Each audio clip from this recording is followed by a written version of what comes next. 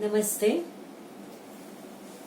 मैं हीरामणि वाधवा आपके सामने हूँ ऑनलाइन पर।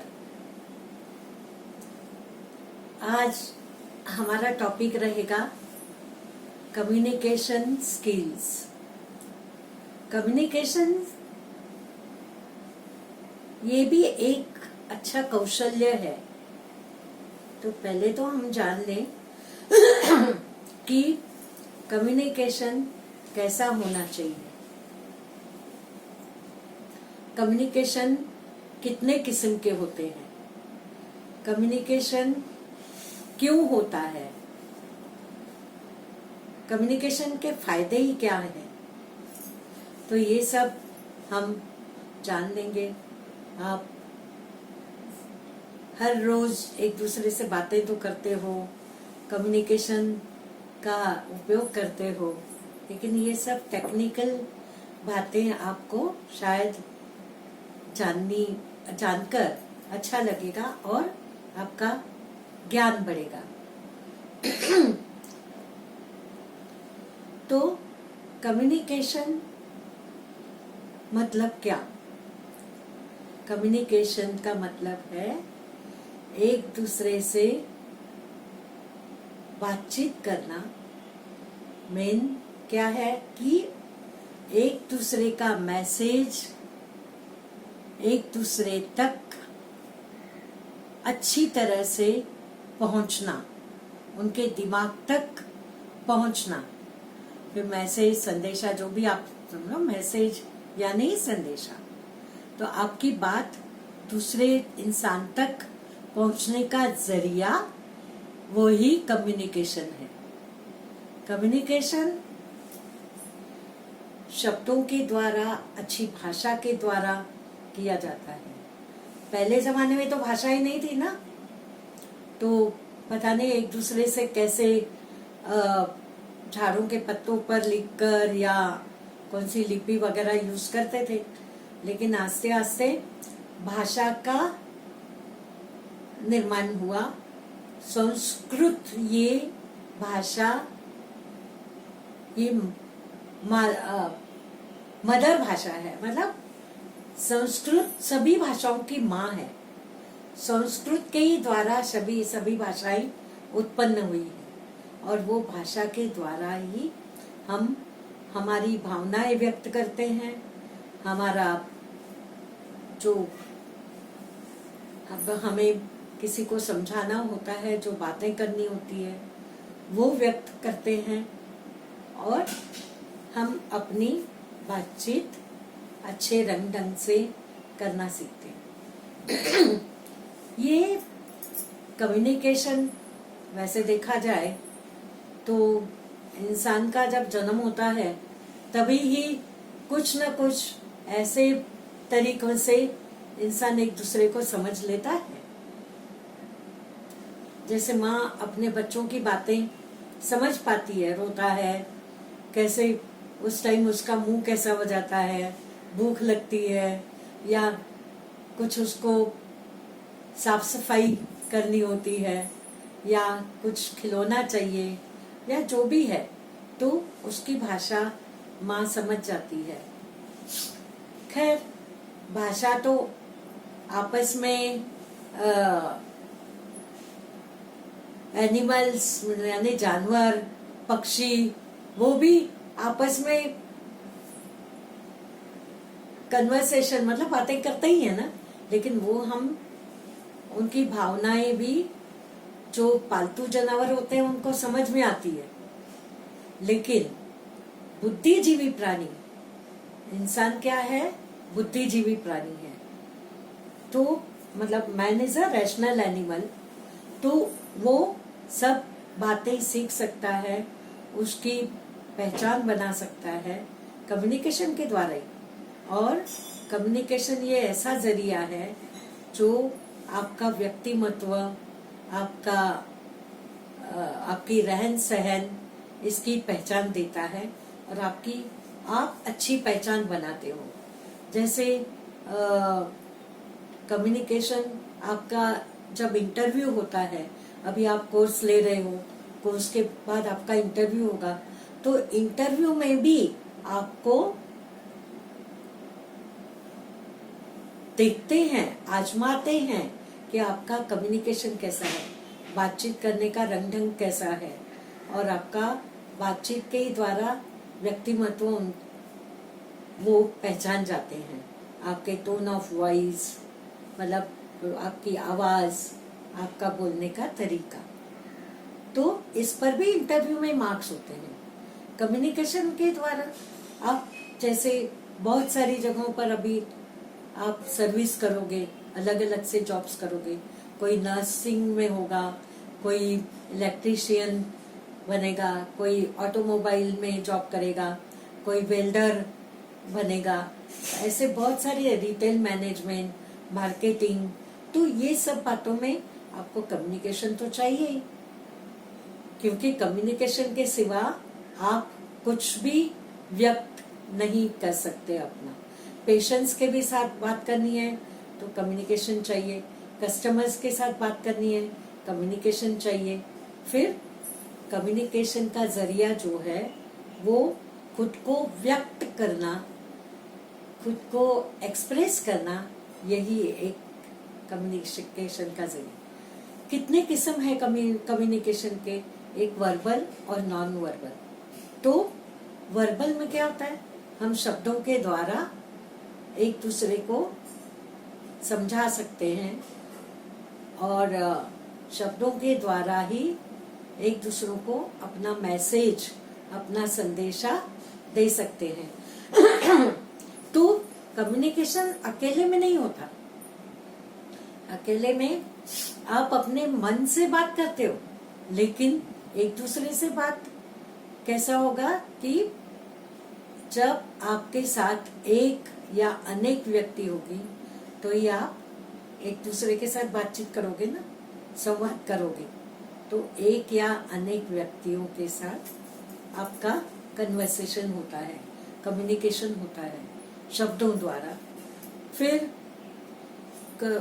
नॉन वर्बल यानी क्या कि जैसे साइन लैंग्वेज, शब्दों से बात नहीं करनी है लेकिन इशारों से, है ना, आंखों आंखों में इशारा हो गया तो आंखों से इशारे करते हैं, हाथों से इशारे करते हैं, होठों से इशारे करते हैं, अपनी मुंडी से इशारे करते हैं, हाँ या ना, जो भी। तो ये लैंग्वेज नॉन वर्बल। ये कम्युनिकेशन की स्किल्स क्या है कि समझने वाला और समझाने वाला दोनों ही महत्वपूर्ण व्यक्ति होते हैं। अगर समझने वाला बराबर ना सुने, बराबर उसका अमल ना करे तो फायदा नहीं ना। समझाने वाले की बात अगर बराबर समझने वाले तक ना पहुंचे तो भी कम्युनिकेशन बराबर नहीं होगा, योग्य नहीं होगा। तो समझने वाला, समझाने वाला महत्वपूर्ण है। सुनना मतलब हम सुन तो सब लेते हैं, लेकिन सुनने के भी तरीके होते हैं ना, कि जो सुना हुआ ऐसे नहीं कि एक कान से सुना दूसरे कान से निकाल दिया। अगर वो सुनकर हम उसका अमल करते हैं और हमारे ध्यान में पूरा ये सब आ जाता है कि हमें अभी क्या करना है, क्या नहीं करना है, तो इसका फायदा होगा। तो लिसनर्स मतलब श्रोते, सुनने वाले, वो अच्छे चाहिए। और दूसरी बात कि राइटिंग स्किल्स चाहिए उसमें। कभी कभी आप लिखकर भी कम्युनिकेट करते हो ना, जैसे एग्जाम्स है तो आपके पेपर्स चेक होते हैं, तो जब आप लिखते हो और खुद को एक्सप्रेस करते हो, खुद को व्यक्त करने का आपको मौका मिलता है राइटिंग के द्वारा, तभी आपको अच्छे मार्क्स मिलते हैं। अगर अच्छी राइटिंग, अच्छे पेपर्स लिखोगे, अच्छे विचार लिखोगे तो। वैसे ही रीडिंग, अगर आपने अच्छा रीड किया है, अच्छी तरह से पढ़ा है, अच्छी तरह से, तो वो आप अमल करोगे और अपनी परीक्षा में सफलता मिलेगी, या अपनी जॉब में, अपना करियर बनाने में आपको सफलता मिलेगी। कम्युनिकेशन से ही हम अपना व्यक्तिमत्व दिखाते हैं, कम्युनिकेशन से ही हम हमारी रहन सहन दिखाते हैं।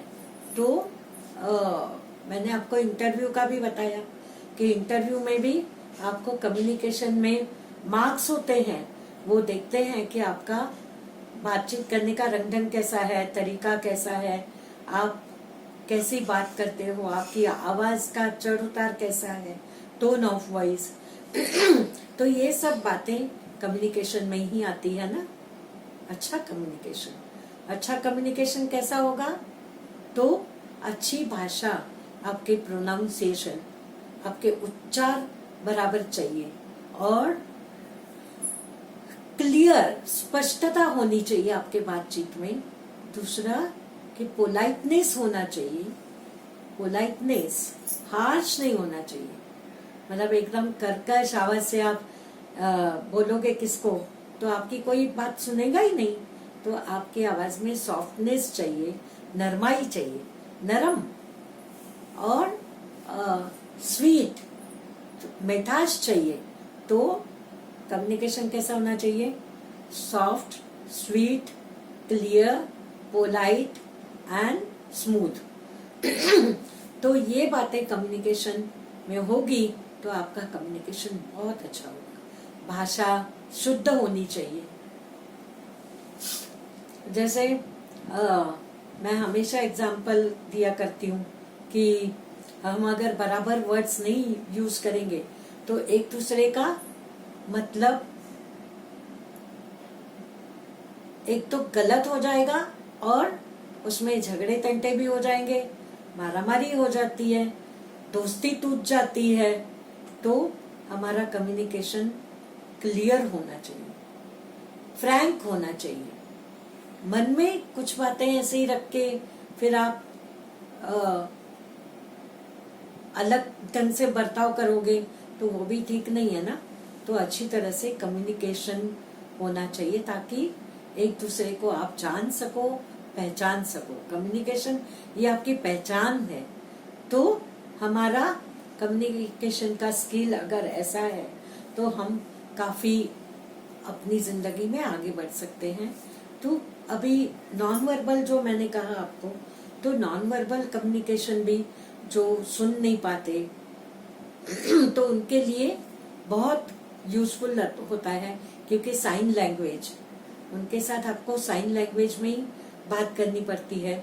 वो लिप्स रीडिंग अच्छी तरह से करते हैं, इसलिए आपको जो भी बात करनी है उनके पीछे जाकर नहीं, उनके सामने, ताकि वो आपके होठों की हलचल समझ पाए। दूसरी बात कि स्पर्श भी एक अच्छा कम्युनिकेशन का जरिया है। स्पर्श के द्वारा हम बहुत कुछ समझ पाते हैं कि किसी का स्पर्श करने का तरीका क्या है, उसके मन में क्या है। और खास करके मैं तो कहूँगी जो विजुअली एबल्ड है, मतलब जिनको दिखता नहीं है, लेकिन वो सारी चीजें स्पर्श के द्वारा ही जान सकते हैं, पहचान सकते हैं। आपका बोलने का रंग ढंग, या आपको इंसान की पहचान बहुत बार वो स्पर्श से हो जाती है उनको, और कैसा इंसान है वो भी स्पर्श के द्वारा मालूम हो जाता है। तो ये स्पर्श का भी ये कम्युनिकेशन में बहुत बड़ा हिस्सा है। ड्राइंग के जरिए आप खुद को व्यक्त कर सकते हो। ये एग्जाम्पल मैं दूंगी कि एक बार एक लड़के ने जब उनको कहा गया कि अच्छा कोई चित्र अपनी पसंद का निकालो, तो वो लड़के ने शूज निकाले। वो शूज उसने क्यों निकाले? तो उसकी भावना उसने व्यक्त की, क्योंकि उसके पैर नहीं थे, तो उसने कभी शूज का इस्तेमाल ही नहीं किया, तो उसने वो ड्राइंग के द्वारा अपनी भावना व्यक्त की। तो ऐसे बहुत सारी चीजें हैं वो ड्राइंग के द्वारा आप व्यक्त करते हो। डांस के द्वारा आप खुद को बहुत आपकी भावनाएं भी व्यक्त होती है, और कई बार एंगर, गुस्सा आ जाता है, और तो आप डांस के द्वारा खुद को बहलाकर वो अपनी इमोशन को, भावनाओं को काबू में ला सकते हो, और डांस के द्वारा बहुत कुछ आप व्यक्त करते हो अपने को, खुद को। नहीं तो अगर उसके हाव भाव नहीं होंगे तो डांस में कोई मतलब नहीं रहेगा, और लोग उसको चाहेंगे नहीं, मतलब उनको अच्छा नहीं लगेगा। तो डांस के द्वारा जो हाव भाव आप करते हो उसके भी द्वारा कम्युनिकेशन हो जाता है। तो ये कई बार हम ऐसे भी कहते हैं कि हमें अगर दूसरे का दिल जीतना है तो हमारी लफ्जों में, हमारे जबान पर 4 लफ्ज जरूर होने चाहिए। एक तो sorry, excuse me, thank you and please, या और दूसरा पार्डन मी। अगर प्लीज, अगर आपको कुछ दोबारा सुनना है तो प्लीज पार्डन मी, या मतलब क्षमा, फिर से आप दोहराइए। या आप बोल सकते हो कि किसी के बीच में जाकर आपको रोककर आपको कुछ करना है तो आप एक्सक्यूज मी बोलकर उनको बीच में रोक सकते हो। नहीं तो जाकर ऐसे, ये मेरी बात सुनो, कोई नहीं सुनेगा। तो या कोई आपसे गलती हुई है तो सॉरी, तो किसी को भी अच्छा लगेगा। प्लीज, किसी को, आपको कुछ किसी की चीज लेनी है तो ये मुझे अपनी चीज या नोटबुक दे दे, कोई नहीं देगा। प्लीज मुझे अपनी नोटबुक दीजिए, मैं आपको फिर से लौटा देती हूँ। या प्लीज, ये 4 शब्द अगर आपकी जबान पर होंगे तो आप किसका भी दिल जीत सकते हो। तो कम्युनिकेशन मैंने आपको अभी बताया, स्किल्स अच्छी कैसे होती है, कैसा कौशल्य होता है उसमें। आप कौशल्य कम्युनिकेशन का अगर डेवलप करोगे तो आप कहीं भी अपना स्थान बहुत अच्छी तरह से पाओगे, और काफी अच्छे रंग ढंग से अपनी पहचान बना पाओगे। तो जैसे जैसे आप आगे बढ़ोगे वैसे वैसे आपका कम्युनिकेशन की बातों का आपको ध्यान आ जाएगा कि जो मैंने आपसे कहा वो बराबर था कि गलत था। तो कई गलत और सही की पहचान आपको हो जाएगी। आपको समाज में भी स्थान मिलेगा, सोशल, क्योंकि ये क्या है, man is a rational animal. बातें तो सब करते हैं लेकिन बुद्धिजीवी प्राणी। आप कम्युनिकेशन के द्वारा आप बहुत कुछ खुद को, दूसरों को समझा सकते हो, समझ सकते हो। तो ये बातें अगर ध्यान में आएगी तो आप हर जगह पर कामयाब होंगे। धन्यवाद।